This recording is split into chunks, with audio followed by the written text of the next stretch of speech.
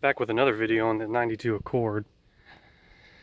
This actually applies to any car if you're having issues with the AC system, particularly on this car.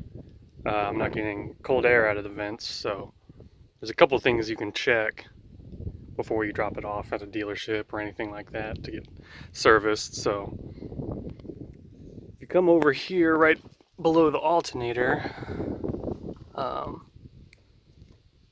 and on pretty much every car, if you come here and look, that is your AC compressor, and then right to the right of it, that's your clutch for your compressor.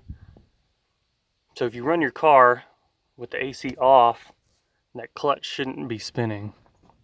And if you go back and turn your AC on, come over here and look again, if your clutch isn't spinning again, then you've got something else going on. It could be something to do with the compressor, but I like to check the small things first. So on this model, if you come over here to the right, next to your cruise control, there's two relays that go to your AC compressor.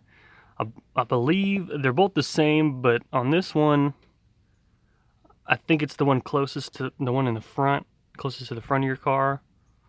I believe that's the one for your compressor, and then I think one goes to your fan, your radiator fans.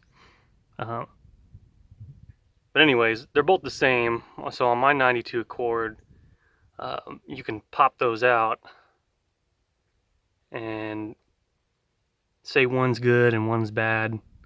You can switch them around.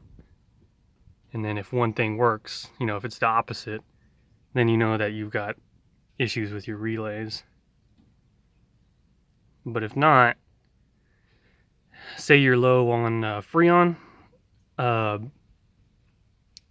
This car has a system where if your car is completely low on freon, it won't engage the clutch, so it won't damage your compressor. And that's pretty much what's going on with mine. I've got leaks somewhere in my lines, my upper and lower lines. One thing you can do is if you come over to your low side, remove that cap, gets you a little recharge kit. You hook it up, make sure it's the correct freon. If you pump some fresh freon in there and you hear your clutch turn on, come back over to your clutch, see that turns on, then you know it's just low. And chances are you probably have a leak somewhere. But at least it helps you narrow it down. And basically what I was able to do was fill it up with a little bit of freon, wait till the clutch kicked on, and then shut the car off. And then you can actually kind of hear it leaking somewhere down below the alternator in one of those connections.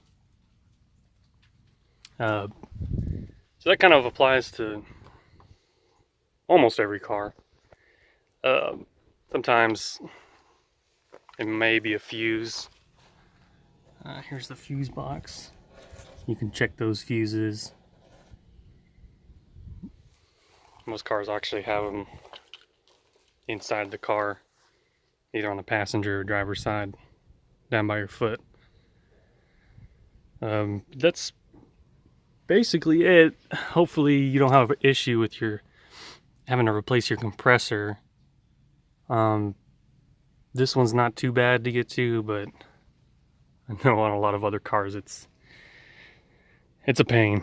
So there's a couple tips you can use to check it yourself. Let me know if you guys have any questions. Thanks.